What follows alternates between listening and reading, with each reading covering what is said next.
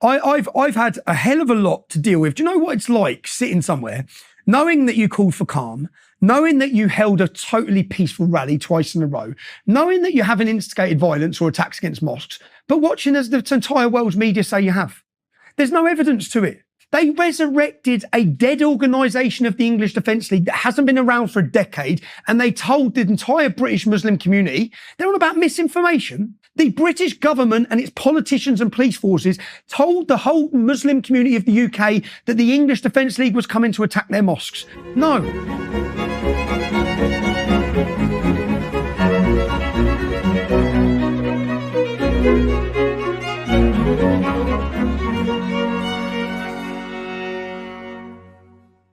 So everybody, I'm talking with my wife and Tommy Robinson again today. Many of you know Tommy Robinson is, I don't know, maybe he's the most controversial person in the Western world at the moment. I mean, there's always Trump, and it's hard to beat Trump for sheer controversy, but Robinson is definitely in the forefront. He's been the enemy of the leftists, but also the establishment, so to speak, in the UK for many, many years, and has paid a big price for his work as a political activist and as a journalist. And Tammy and I talked to him about a month ago, just before he organized an assemblage of working class British people in Trafalgar Square, about 100,000 people, very, very peaceful. And that in turn was just before there was a terrible mass murder in the UK that precipitated a series of protests and riots, and then a real crackdown by the UK government, a crackdown that I do believe threatens free speech in a major way. The podcast that Tammy and I did with Tommy has been interfered with in a major way by YouTube and by Google. It's been deprioritized in the search engines. The comments have been turned off. It's been demonetized. People can't share it. There's a community warning on it. And I think all of that is a consequence of the fact that what we were discussing is actually dead on target. And that's an indication that that's the case. And I guess in for a penny, in for a pound. I was very interested in talking to Robinson. I'm trying to get to the bottom of things. I'm trying to sort out the story, and so is my wife. And we didn't finish doing that the last time we talked. And so I took the opportunity today, I hope, to roast Robinson over somewhat of a slow fire insofar as I'm capable of doing that, to face him with the allegations that have been levied against him with regards to being a right-wing activist and to his past history of behavior that's resulted in convictions and imprisonment in the British judicial system and the penitentiary system. We walked through all that to the degree that we were capable, and that's what you're going to be presented with today. So thank you very much for your time and attention in that regard. It's a very controversial podcast. Yeah. Hello, Mr. Robinson. Hello, Tammy. Nice to see you guys again, I suppose, if nice is the word. Hi, Jordan. Hi, Tammy. Good to see you both. Lots has happened. Yeah, well, and lots has happened. Well, it's been a month. And so let's I maybe start with a review of what's actually happened as a consequence of our video. So the first thing is that it's probably accrued something approximating 4 million views, although it's hard to tell at the moment, partly because YouTube is up to the sorts of tricks that have become standard in today's media, I would say. So this is what YouTube has done. Certain features have been disabled for this video. In response to user reports, we have disabled some features, such as comments, sharing, and suggested videos, because this video contains content that may be inappropriate or offensive to some audiences. And so what does that mean? Well, it's hard to tell exactly what it means. It does mean that we don't get to see how people are responding to the video. Now, this happened relatively recently, and I can tell you, because I've been tracking the comments, that the overwhelming majority of them are extremely positive. And so obviously that isn't going to fly, and people don't get to say what they have to say about this video because, well, some people, some user reports some of the people who are submitting user reports have decided that this was inappropriate content. So what else has happened? Well, if you search for our video on Google, it's really hard to find. And if you search for it on YouTube, it's also really hard to find. If you type in Jordan Peterson, Tommy Robinson, our video comes up about 10th. The first one that comes up has like 3,000 views instead of the multiple million views that our video had. And then it's the same thing on Google.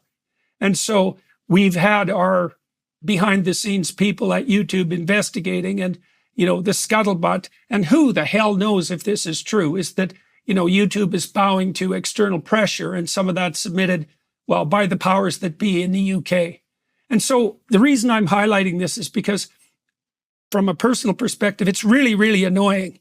It's really annoying that the comments are turned off. It's really annoying that it's demonetized and that it can't be shared. It's even more annoying that the search engine is being mucked around with so that our video doesn't come up first, as it should, so that it's not easy to find. This is a real perversion of public communication, and this is completely independent of the validity of your stance. And I don't know how to respond to this because, you know, my sense is if you're over the target, people get annoyed. Okay, and then what else has happened? Well, I've got a lot of feedback about our conversation. I knew it was going to be contentious, and most of that feedback has been positive.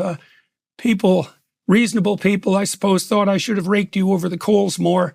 Tammy as well should have raked you over the coals more about some of the issues in your past, and so we're going to do that today. And then I guess we could talk about too, Tommy, let's talk about what's happened to you in the last month. So bring everybody up to date, and then we'll continue our conversation. So what you're experiencing now is what I've experienced since my activism. And this is their ability to take away my voice or anyone from hearing from me so that they can continually tell people how I think and what I think. That's all this is. This is them controlling the public's opinion based upon me. So they don't want people sitting and hearing my long form discussion. They would rather their controlled, weaponized media is able to give headlines, which we'll get onto over the last 2 weeks, have been absolutely incredibly false. And they've lied about me to the entire world, getting onto the fact that there's been riots in the UK and the media have said that I instigated them and directed them. There's no truth in that. There's no evidence of it, not a single piece of evidence. What they use is once the media say it once, and I've gone on to watch as journalist after journalist. Once it was put out by the Daily Mail, journalist after journalist have continued to regurgitate it. And now it's spoken about as though a matter of fact is that I controlled and I instigated the riots in the UK. Whereas the evidence is that I made video after video after video calling for people to remain calm and not go out in violence. I just understood why they were angry. So the truth, and when we get onto the media, so the Daily Mail run a headline, Peter and Tammy, that you've probably seen, where they tracked down where I was with my family. I was on a vacation. If I can go through the sequence of events, if that's best off starting from the 20th. So on the 27th of July, we held a peaceful rally, which we spoke about prior in our last discussion, was the build up to it. And we didn't know what to expect. We knew what we were going to try and do and what we wanted to do. And we were totally successful in both of them. We held 100,000 people in the largest gathering of British patriots the country's ever seen in Trafalgar Square for a celebration of all the things that have been taken from us. And when I say that, our identity, our culture, celebrating who we are as a community and as a country and as a people, and all the things that they've wanted to weaken about us. We brought about every community. The diversity of our crowd was everyone from every background to celebrate being British. And we sent a message to the establishment on the 27th of July that if we had 100,000 people there on the streets and we had almost 1 million watching live, and it was totally peaceful, and I'll explain why it was peaceful. It was peaceful because we organised ourselves and we didn't allow any infiltration. We've seen the allegations and the suspicions on January 6th that many of the people instigating the violence were working with the government. How could they do that on our demonstration when we made sure that all of our men, we had influential men, tough men from across the UK who came with the same mindset for a peaceful demonstration. And we made the rule that if anyone covers their faces, if anyone turns up wearing all black, and we'll get onto why this is important because we've seen riots in the UK. And if you look at each of the videos of the riots and at the hotels, the people at the leading front of it are wearing exactly the same full disguises where no one can see their identity. And they're the ones instigating the violence. So we made it impossible for them to do that, because they would have known that if anyone turned up with a face covering, 100 English men would be turning on them. Take down the face mask. What are you doing here? Who are you from? So we held a peaceful rally. It was impossible to infiltrate our movement without being confronted. And we made sure everyone knew that. And we made sure that all the different groups of men that were coming from across the UK, which we held meetings beforehand, saying if there's 5 men, 10 men, 20 men, we must confront them. If anyone turns up to instigate violence on the street in our name, we will confront them.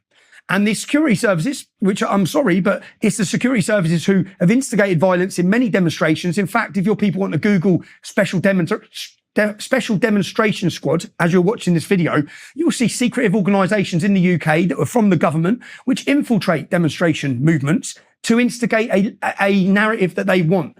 They want us to be violent. They want us wearing masks, and they want to be able to delegitimise what we stand for.